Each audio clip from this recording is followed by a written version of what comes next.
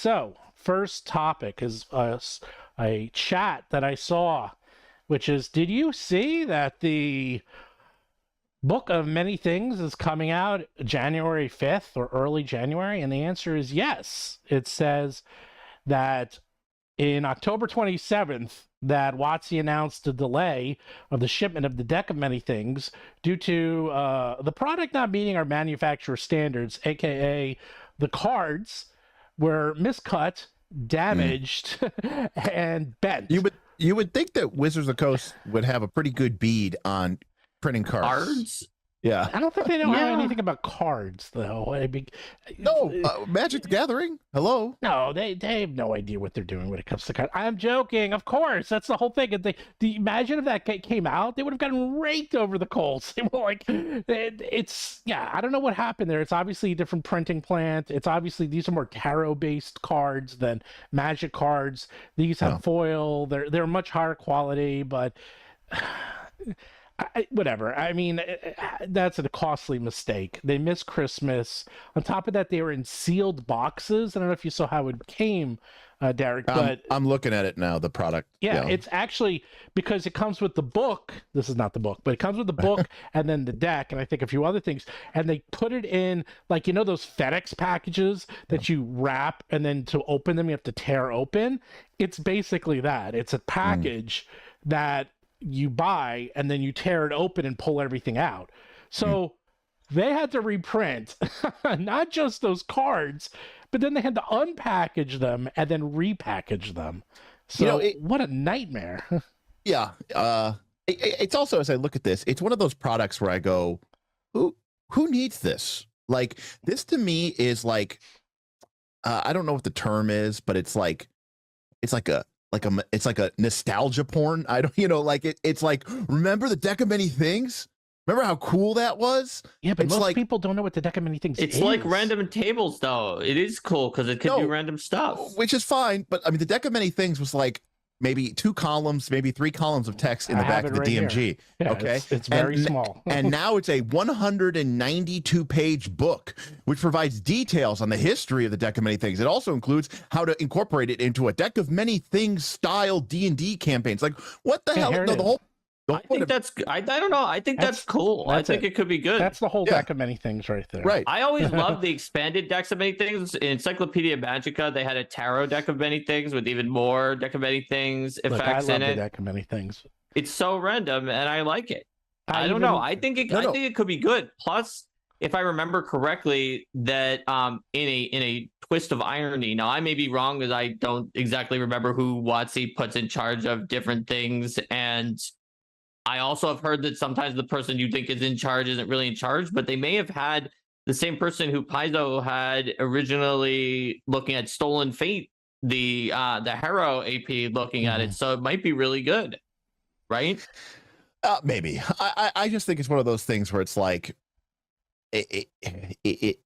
why are we just continually going back to the well? It's also $100, by the way. Oh, really? Yes.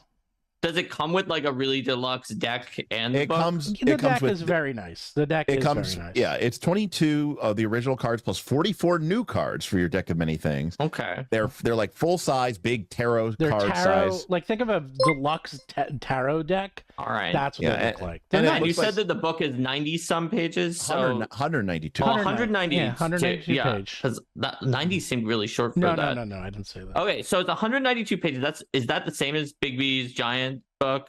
I don't know. Because if it is, we can do a price check on Big Me Presents Giants, which is $70 and does not have a Harrow deck in it. I just don't understand. Okay, because again, my knowledge here might be now. This is things that even like my group didn't really enjoy or appreciate. Deck of Many Things, of course, has come up a couple of times throughout the course of the campaign. But it's like, when I think about people today who are playing 5th edition, okay, I think yes, it's 192 for a Big B. Okay, when I think about people who are playing 5th edition today, and I think about the kind of things that people like, and I also think about the kind of complaints that I hear about, that people have about the game. I go, why are these people buying a product where, you draw the King of Spades and all forms of wealth carried or owned disappear completely? Well, there's a whole section of how you can. First, the deck is different now. There's a I'm reading from deadly. There's a less deadly version of the deck and a more deadly version, and there's ways and rules for you to make your own deck. Right. So they make it impotent to make it more sellable, and then it loses the whole point of it anyways. Of course. But that way you get to be like, we played with the deck of many things, and it was cool. Dude, I played with the deck of many things, and I remember, I'll give you my deck of many things with Chris Beamer. And I was like, okay, how many cards are you going to draw? He's like, I'll draw 2. And the first card he drew was, I forgot, it's the one that you have to then draw more. You have to roll a 1d4 and then draw that many more cards. And you had to. And then he rolled the 3. So he's like, okay, now you're drawing 4 cards. And he's like, oh, no. I don't know that I have anything, but I do know that at one point in time, a character of mine at some point in time drew the tower. And I think that gives you your own keep. Yeah, there was... There's a whole bunch. But the point is, this is what, if you haven't seen this already, everyone knows this, or if you don't, I'm going to explain it to everyone. WoTC is putting out anything that they can IP as their own, as D&D only, and something they can take over, use, and protect.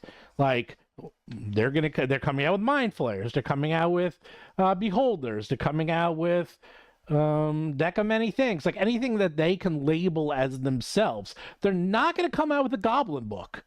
They're just not. They're not going to come out with anything that they can't label as their own and only their own.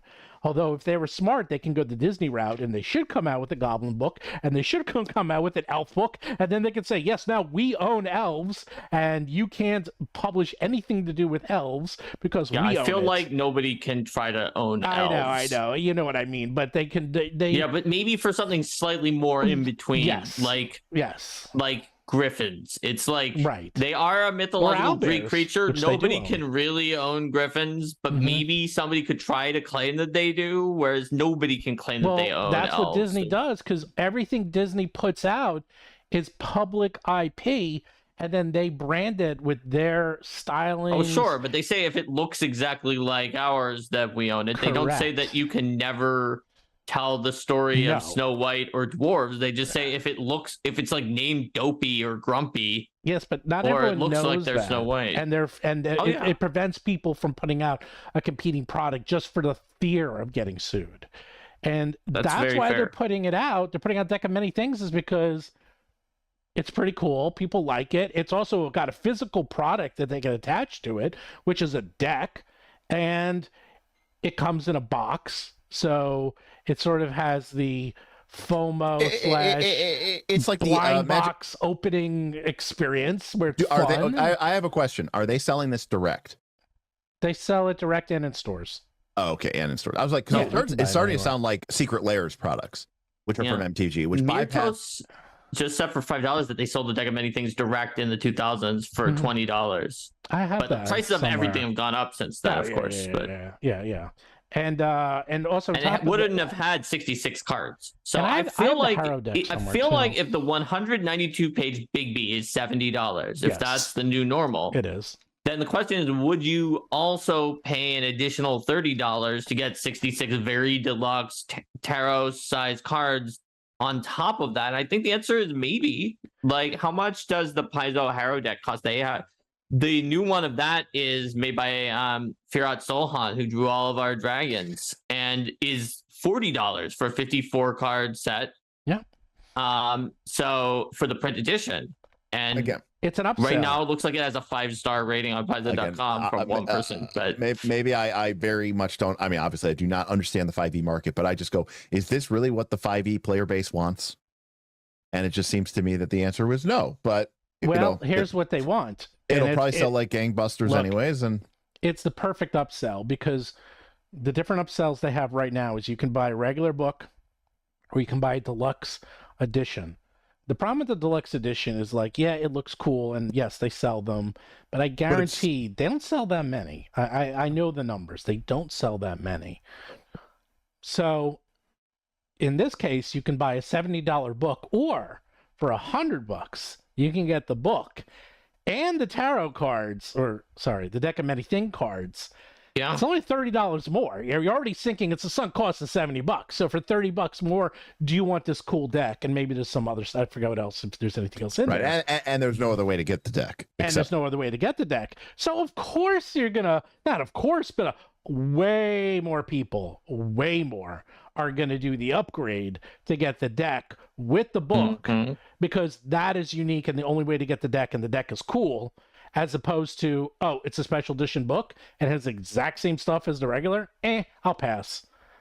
That is what it is. It is nothing more than an upsell. And I hate to say it, or I will say it, it's a good way to upsell. It's actually very smart. And I would do the same. I hate to say it, like, that is the right way to do it. I mean, $30 is not unreasonable. Like, if it was $50 for the book, $100 for the deck and the book, no way. But if the book is already $70 anyhow, $30 is not that bad. Again, it's less than Paizo's Harrow deck that has slightly fewer cards. After the upsell, obviously you should give some kind of discount when you're combining two things into an upsell. Yeah. So it feels to me like if we're going with the new prices are, I don't think that the price is what's out of line. The question is how many fans are like Steven and me, who love the most random things that existed in D&D and are like, this book could be for me. Right. Like, they've put out a lot of things that maybe could have been for me, like Spelljammer, Planescape, and this book, this Deck of Many Things book. I just kept saying all the other card types. Now, I've been waiting because I heard bad things about Spelljammer. I want to make sure I hear enough good things about Planescape before checking it out, potentially. But they're putting out a lot of things I like. That doesn't mean everybody else does. That's what I don't understand. Again, I don't follow every 5e per thing. But when I look and I go, okay, let me see. Let me get this straight. You guys did Spelljammer. You did Dragonlance. You did Planescape. And now you're doing the Deck of Many Things. Who the hell are you making these products for? I think they're making them for both the older crowd and to introduce these IPs, which they own completely outright, then they can then reuse. And hopefully if one of them catches fire, then they can say, okay, Dragonlance is turned out to be great. I mean, they are coming out with more books, but it's like, we can maybe turn that into a Netflix TV show. We can turn that into a miniseries. By the way, there has been a lot of rumors that the D&D second movie might be happening. Okay. Yeah, I saw recently that one of the actors thought that it was going to happen, probably. Yeah, and you know what? My brother is best friends with the producer of the D&D movie. And I'll have him, I'm trying to get him on the show. The guy who produced the D&D movie he loves Dungeons and Dragons. And it was like a passion project. It was very clear how passionate they were about it from the movie, which I have, as I've mentioned before, I have now watched it. And it's very clear they were passionate about it. And they just need to do it for cheaper. That's all they got to do it for cheaper. So basically, these product launches are just them throwing darts in the dark and seeing which ones stick, and then 1,000% yes. I think it's not just darts, though. It's a combination of what Steven's saying that, and just also covering their bases for nostalgia, because there are enough people now who have purchasing power who were young when these were coming out. Right? Like, I am tempted by a Planescape if I hear from enough people that it's good, because I really like Planescape. So whereas I might not be tempted by Big B's Giants, because I have a lot of books that are about giants. I don't have a particular attachment to Big B, or in particular any of the D&D nostalgia giant stuff. And so I'm less likely to check that out automatically on the name than I would be on Planescape, because that was a big thing for me when I was younger. So I guess what I don't understand is, very famously, TSR, for a variety of reasons, but TSR, the people who used to own Dungeons and Dragons, were stretched in too many different directions. They were trying to pull their customer base in too many different directions. Here's a Dark Sun product. Here's a Planescape product. Here's a Mystara product. Here's a Forgotten Realms product. Here's a Greyhawk product. And the fact is nobody was playing in all those campaigns at once, right? And they were creating all these products for it. Why is 5e doing the same thing here? I just don't get it. But are they? They are. Because TSR kept going along those products where this is just more of a simpler plate. I don't know. They're doing it. I'll answer it again. So I was talking to my brother a lot during the strikes. He's a costume designer in Hollywood. For those who don't know, he did the last Ghostbusters movie. You can look him up, Danny Glicker. He's been nominated for Academy Awards. He's pretty famous. Long story short, he and I had long conversations about how Hollywood is now changing into IP factory. It is literally just turning into an IP factory, which is intellectual property. You don't know what IP means, and that's really quite evident. I mean, take a look at all the movies that are coming out now. They all have something attached to them. It's extremely rare for them to come out with just a comedy or just an action movie. Everything has a world attached to it, or an IP, or something they can build off on, and because that is where the money is at. And I hate to say it, but it's starting to affect not just television and movies, but it's now leaking into games. It's leaking into books more. It's going to start leaking into all versions of entertainment. And it's only going to keep getting worse, because once you get an IP that you can reuse over and over again, you can go the Warhammer route, which is, okay, not only can I use this IP, then I can start licensing this IP to other people, which is free money, and do the Star Wars route. Have them print the action figures, have them make the pajamas, have them have the Happy Meals. We just get paid. That is why they're doing it, because they're looking for IP that they can own, that's unique to them, that maybe connects, and then they can reuse forever. That's it. I know. I mean, given Baldur's Gate 3 made them so much money, I can see why you would want to have IP that you can license out. They didn't do anything for Baldur's Gate 3. It's free money. Free money. They're going to triple down on that now after Baldur's Gate 3 saved their bacon in quarter 3 and made them millions of dollars, and they didn't do a damn thing. You better believe it. And I hate to break it to you, everyone's going to do this. It's only going to get worse.